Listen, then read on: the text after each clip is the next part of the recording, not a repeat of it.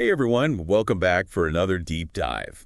And today we're tackling something kind of sensitive, maybe even a little controversial. Oh, yeah. It's this idea of policing within the autistic community. We got a listener suggestion to dig into this opinion piece from a site called Cheap ABA. Interesting. And yeah, it really got me thinking about what it even means to be like policed by your own community. Right.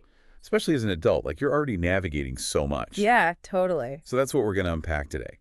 This whole concept of policing and what it means for autistic individuals. I'm ready to dive in. Me too. Yeah. So the piece jumps right in. It talks about this criticism and scrutiny that some autistic folks face. Yeah. If they don't fit this certain mold of like authenticity. It's like you have to prove your autism to be accepted. Right. Like there's this pressure to conform to a certain set of behaviors or traits to be considered truly autistic. And if you don't, you might face judgment or even rejection from others in the community. Exactly. It's like there's this unspoken rule book. Okay, so let's break this down. The author uses the word policing. What does that actually look like in practice? Can you give us some concrete examples? Sure. Think about it this way. Have you ever heard someone say, "You don't seem autistic," or "Are you sure you're on the spectrum?" That kind of questioning of someone's diagnosis is a classic example of policing. It invalidates their lived experience and suggests that there's a right way to be autistic. You know, that reminds me of something I've seen online. Sometimes people will comment on videos or posts by autistic creators saying things like they're faking it for attention, or they must be high functioning because they can type coherently. It's as if there's this checklist of traits. Right. And if you don't tick all the boxes, your autism is somehow less valid. Yeah, that's a great point. And it highlights the real danger of this kind of thinking. It creates a hierarchy within the community, with some experiences being seen as more authentic than others. And what's so frustrating is that it completely ignores the fact that autism is a spectrum. There's no one-size-fits-all experience. Yes. Exactly. And that's why this idea of policing can be so harmful. It can make people feel like they have to constantly prove their autism, which can be incredibly exhausting and emotionally draining. It also creates this pressure to conform, to mask your true self in order to fit in. And that's where the connection between policing and masking becomes really interesting. Could it be that the pressure to conform is actually making it harder for some autistic adults to embrace their identity?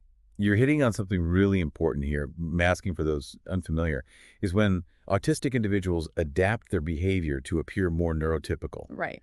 It can be a way to fit in, avoid judgment, or even just navigate social situations more smoothly. But as this opinion piece points out, it comes at a cost. It's a double-edged sword, for sure. While masking can be a helpful coping mechanism in certain situations, it can also be incredibly draining. It can lead to burnout, exhaustion, and a sense of losing touch with your true self. Almost like you're living a double life. You're putting on this performance for the outside world, but inside you're feeling this disconnect from who you really are. And imagine the added layer of pressure when you're also being policed by your own community. It's like you're being told that even your attempts to fit in aren't good enough. It's this vicious cycle. Right. You mask to avoid being judged, but the act of masking further reinforces the idea that there's a right way to be autistic, which in turn fuels more policing. Exactly. It's exhausting just thinking about it. It really is. And it underscores the importance of what the author of this piece calls for: autonomy and self-acceptance. Yes. Yeah. This idea that we need to create space for autistic individuals to define their own experiences and identities without feeling pressured to conform to external standards. That feels crucial. Absolutely. Especially for adults who are navigating the already complex world of work relationships and self-discovery. Totally. And I think this is where it's helpful to acknowledge that adulthood can be a particularly vulnerable time for many autistic people. In what way? Well, think about it. You're figuring out your place in the world, dealing with all these societal expectations, and maybe even just beginning to understand your own autistic identity. So much going on. To then face judgment or invalidation from within the very community that's supposed to be a source of support, Oof. that can be incredibly damaging. So let me ask you this. What happens when an autistic adult internalizes these messages? What happens when they start to believe that they're not autistic enough or that their experiences aren't valid? Well, it can lead to all sorts of negative consequences: self-doubt, shame, isolation, even a reluctance to seek out support or connect with others in the community. Which is tragic because connection and community are so vital. especially for those who've felt marginalized or misunderstood. Absolutely. It's like you're being told to hide the very part of yourself that makes you unique. And that brings us to a fundamental question. How do we break free from this cycle of policing and create a more accepting and inclusive autistic community? That's where we'll pick up in our next segment. Okay, so we've established that policing within the autistic community is a real issue, and it can have some pretty serious consequences, especially for adults on the spectrum. But where do we go from here? Yeah, where do we go from here? How do we move from just, identifying the problem Right. to actually creating change? That's the million-dollar question. So I'm curious, from your perspective, what are some of the root causes of this policing dynamic? Well, I think it starts with recognizing that this isn't just about individual behavior. Okay. It's about systemic factors that contribute to this culture of judgment and exclusion. Systemic factors. Yeah. Okay, I'm intrigued. What do you mean by that? Well, think about it this way. We live in a society that often views autism through a very narrow lens. Right. Like the idea that all autistic people are geniuses who can't make eye contact Exactly. or understand emotions. Right. We've all seen those tropes played out in movies and TV shows. Totally. And the problem with that narrow view is that it excludes a huge portion of the autistic community. It does. It erases the experiences of autistic people of color, Mm-hmm. LGBTQ plus autistic people with disabilities, and so many others. So when someone doesn't fit that stereotypical mold, Right. they're often met with skepticism or disbelief. Yeah. It's like their autism is somehow less valid because it doesn't conform to the dominant narrative. Precisely. And that lack of representation, Yeah. that invisibility of diverse autistic experiences, Uh-huh. feeds directly into this culture of policing. Because if you only see one version of autism reflected back at you, it's easy to assume that anyone who deviates from that norm must be doing something wrong. Exactly. And it's not just about representation in media or popular culture. Oh. It's also about who's doing the research, Right. who's writing the books, who's leading the organizations that shape how we understand and support autism. You're saying we need more diversity in those spaces as well. Absolutely. We need more artistic voices, more perspectives, more lived experiences at the table. To like balance the scales a bit. Exactly. Because only then can we start to challenge those harmful stereotypes and create a more inclusive understanding of what it means to be autistic. That makes a lot of sense. So lack of representation is a major systemic factor. What else contributes to this policing dynamic? Well, another big one is the way disability is often viewed in our society, specifically the medical model of disability. Can you refresh our memory on what that is? Sure. The medical model sees disability as a problem, a Right. defect that needs to be fixed or cured. So the focus is on treating the autistic person rather than accepting and accommodating their differences. Exactly. And that can create immense pressure for autistic individuals to conform, to mask their traits, All right. to try to fit into a world that wasn't designed for them. And when you can't or don't want to conform, you're often seen as difficult, disruptive, or even defective. It's like you're constantly being told that you need to change who you are to be accepted. And that message can be internalized. Yeah. It can lead to feelings of shame, self-doubt, even a sense of worthlessness. Which is so damaging, especially for young people who are still developing their sense of self. Absolutely. And it's not just young people. Adults on the spectrum can also be deeply affected by this. Imagine you're finally starting to embrace your autistic identity, to unmask and be your true self. But then you're met with judgment and rejection from within the very community that's supposed to be a source of support. Ugh, it's almost like a betrayal. It can be incredibly painful and isolating. You're right. It's like you're being told that you're not allowed to celebrate your neurodiversity. Exactly. And that's why it's so important to challenge this medical model of disability.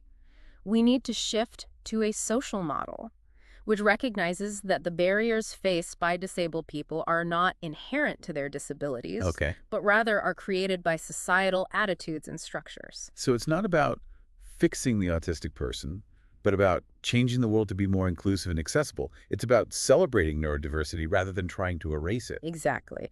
And that shift in perspective has to happen on a systemic level. We need to see it reflected in our policies, our institutions, our educational systems. It's about creating a world where everyone has the opportunity to thrive and reach their full potential regardless of their neurotype. That's the goal, right? To create a world where everyone feels seen, heard, and valued for who they are. But it's not going to happen overnight. Right. It's going to take a lot of work, a lot of education, a lot of uncomfortable conversations. And speaking of uncomfortable conversations, there's another systemic factor I want to touch on. It's something that doesn't get talked about enough. Okay. but it plays a huge role in this whole dynamic of policing within the autistic community. I'm listening. It's trauma. Trauma. That's an interesting connection. How do you see those two things linked? Well, think about it. Many autistic people have experienced significant trauma in their lives, Yeah. whether it's bullying abuse, Yeah. neglect medical trauma, or even just the constant pressure to conform and mask. Yeah.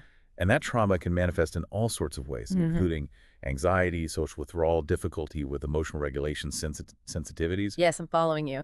And those very same traits are often then used to judge or invalidate someone's autistic experience. Exactly. It's like a vicious cycle. Yeah. People are traumatized for being autistic, and then they're further traumatized for exhibiting the very symptoms of that trauma. So it's not just about recognizing the prevalence of trauma within the autistic community. It's about understanding how that trauma can shape people's behavior and how it can make them more vulnerable to this kind of policing. Absolutely. Yeah. And it means creating spaces where autistic people can heal and feel safe, where they can be themselves without fear of judgment or criticism. It's about offering support and understanding rather than adding to the burden of trauma with more judgment and invalidation. Right. And that requires a fundamental shift in how we view and respond to autistic people who are struggling.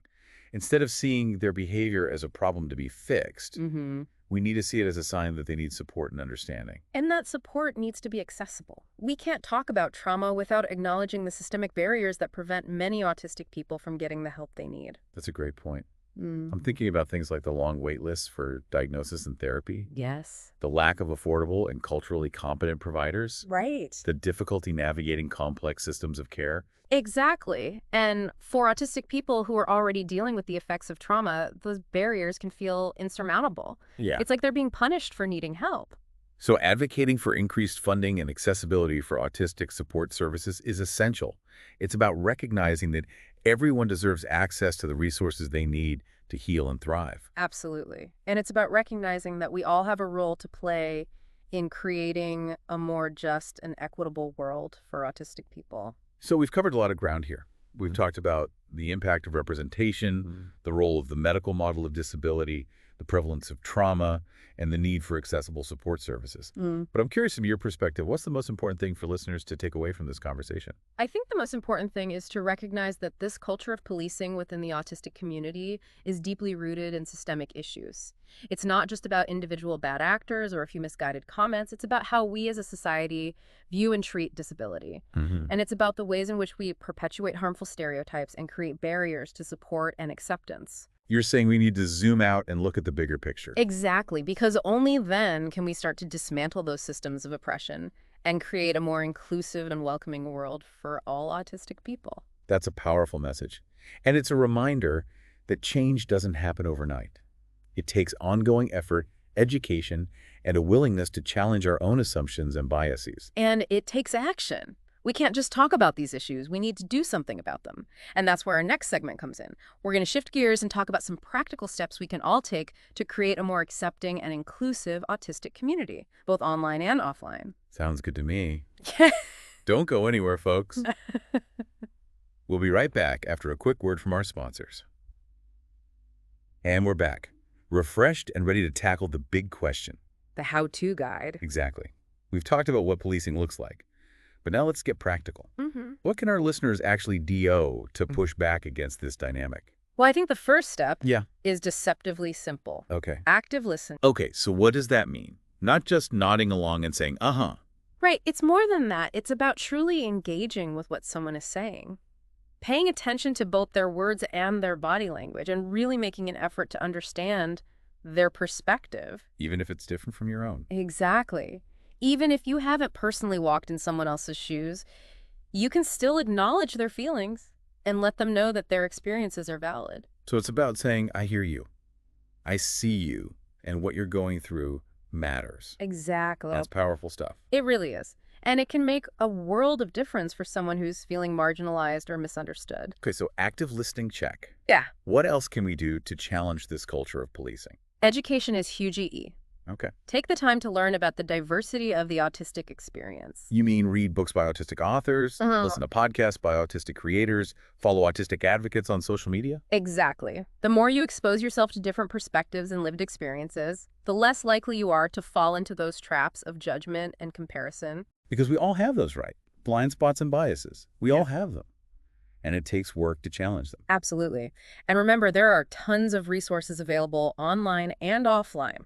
So find what resonates with you and start learning. All right, so we've got active listening, we've got education.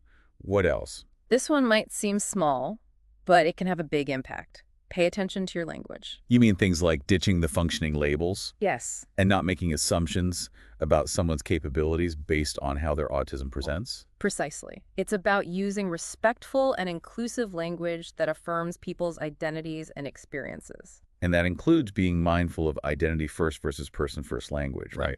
Some people prefer to be called autistic, while others prefer person with autism. Exactly. It's about respecting individual preferences and using the language that feels most affirming for each person. This is about being thoughtful, being respectful, Mm. and recognizing that words have power. Absolutely. They can either uplift and empower, or they can tear down and marginalize. Okay, so we've got active listening education and mindful language. What other practical steps can we take? This one might feel a bit daunting, Okay. but it's incredibly important. Be willing to challenge harmful behavior when you see it.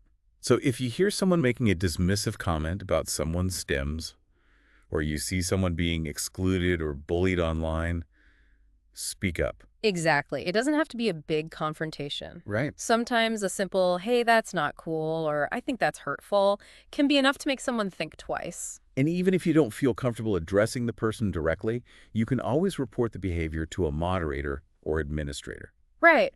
There are ways to take action, even if you're not feeling confrontational. The important thing is not to stay silent. Because silence can be interpreted as agreement or acceptance. And we don't want to be complicit in perpetuating harmful behavior. Exactly. It's about using your voice however you feel comfortable doing so to create a more just and equitable world. Absolutely. And that brings us to our final point. Celebrate the diversity of the autistic community. Yes, embrace the different ways of thinking, communicating, interacting. Seek out stories and perspectives that challenge your assumptions and broaden your understanding of what it means to be autistic. Because it's in those differences Mm. that we find our collective strength and beauty. And it's in celebrating those differences that we create a community where everyone feels seen, heard, and valued for exactly who they are. Couldn't have said it better myself. So to recap, if you want to be part of the solution to combat policing within the autistic community, start by practicing active listening and validation. Educate yourself about the diversity of the autistic experience. Be mindful of your language. Challenge harmful behavior when you see it, and celebrate the incredible tapestry of autistic identities. Such a good point. Any final thoughts? Remember, change starts with each of us. Even small actions can have a ripple effect, creating a more inclusive and welcoming world for all autistic individuals. That's a powerful message to end on. So until next time, deep divers, keep learning, keep questioning, and keep building that better world one interaction at a time.